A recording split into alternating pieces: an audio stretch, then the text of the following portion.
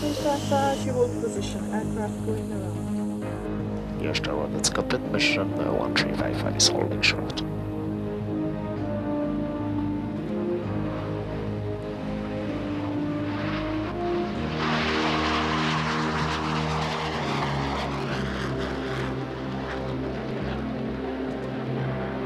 Mission 1355 is clear for lineup and takeoff, scope 5102, and frequency for Belgrade 28135. Mission 1355 is clear for lineup takeoff. The squawk is 5102 and the frequency for Belgrade 281.35.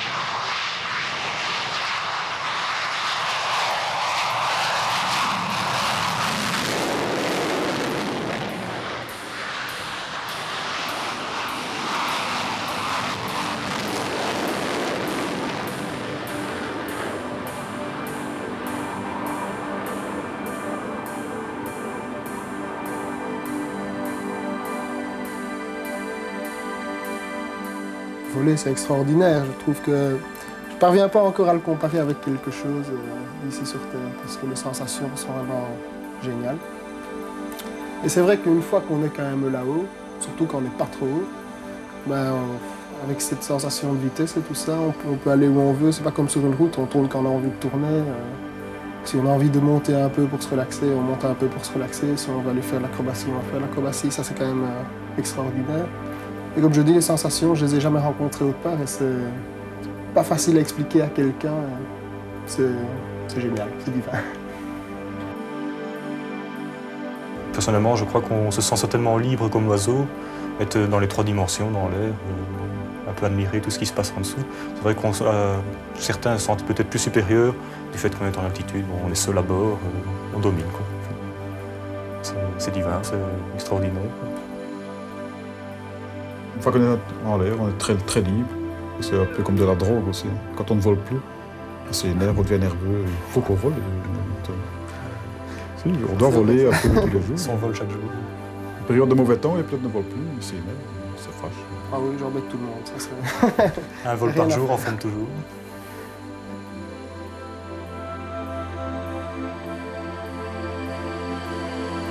On est obligé de faire un peu le vide dès qu'on quitte le sol, de faire un peu le vide en soi et ne plus penser qu'à sa mission. Finalement, on se balade quand même à 900 km/h, à 150 mètres au-dessus du sol. Je crois que c'est pas le moment de penser à madame ou aux enfants ou à la voiture qui a un problème de moteur le matin. Je crois qu'il faut un peu essayer d'éliminer ces problèmes-là dès qu'on part en vol. Une question aussi de sécurité aérienne à ce moment-là qui entre en ligne de compte. Bon, mais sa vie en jeu également. Bon, il y a également la vie des gens en dessous. Donc je crois qu'il faut faire un vide et ne penser qu'à sa mission dès qu'on part. Dès qu'on décolle, on oublie un peu tout ce qu'il y a comme tracas. On est concentré sur son vol, il n'y a que ça qui nous intéresse à ce moment-là. Je dirais, on oublie un peu tout ce qu'il y a autour. Tout devient secondaire à ce moment-là.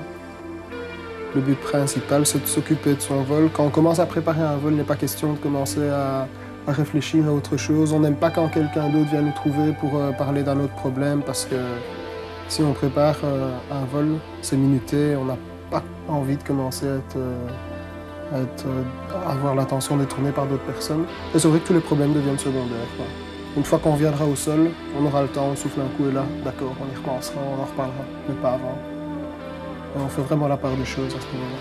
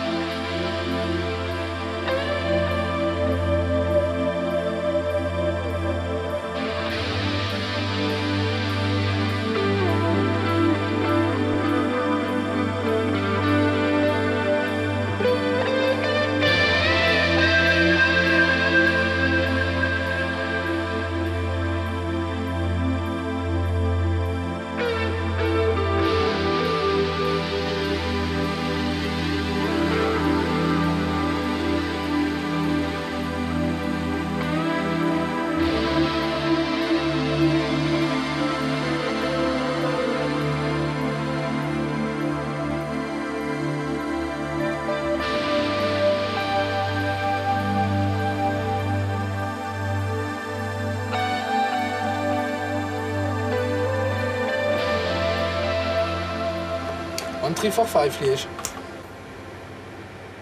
1345, 20 miles in the south, request DC pickup. Roger, we have the 2 left in use, the QNH is 3004, yellow IFR. Roger, 23 left, 1017. La Turquie, personnellement, je ne la connaissais pas avant de partir à Diyarbakir. On y est resté un mois.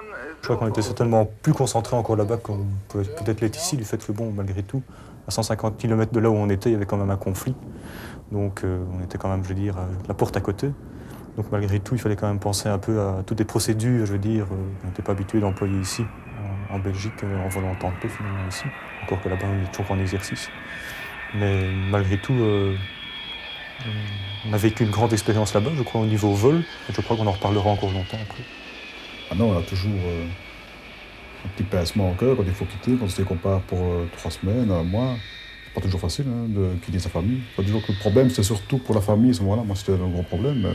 Pour moi-même, j'ai jamais dit que je n'irais pas ou pensé, refuser d'y aller. D'ailleurs, quand on est arrivé là, on s'est entraîné à faire des vols à basse altitude, comme on fait ici. Le seul problème, c'est s'adapter à un autre relief que le relief qu'on avait l'habitude de voir. Mais rien ne changeait pour le vol, ça. On était autant concentrés, même plus. Non, tout va bien.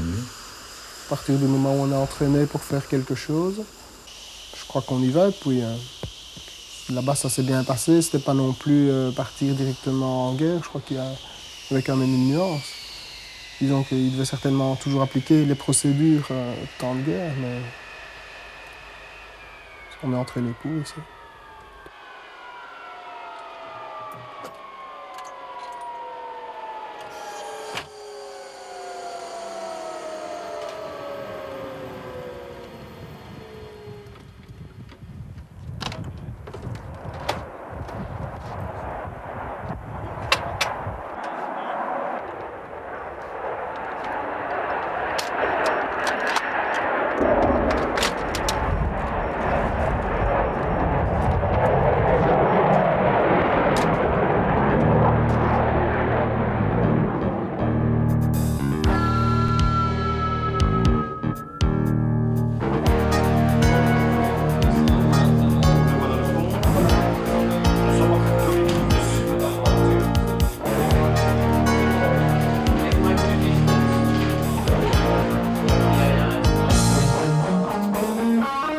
Moi, je suis rentré donc, à 21 ans. Si j'étais à recommencer, je m'inscrirais, je dirais, pour rentrer à l'armée à 18 ans. Je trouve que j'ai perdu 3 ans sans voler. Je recommencerai plus tôt. Non, c'est une belle expérience, je crois, et c'est à recommencer de suite. Je recommencerai aussi. Je pense bien, oui. J'irais peut-être Ricky Burst, Do It First. Je vais demander à Dirk Frimouth, il va avoir quelques sensations qu'on a tous les jours.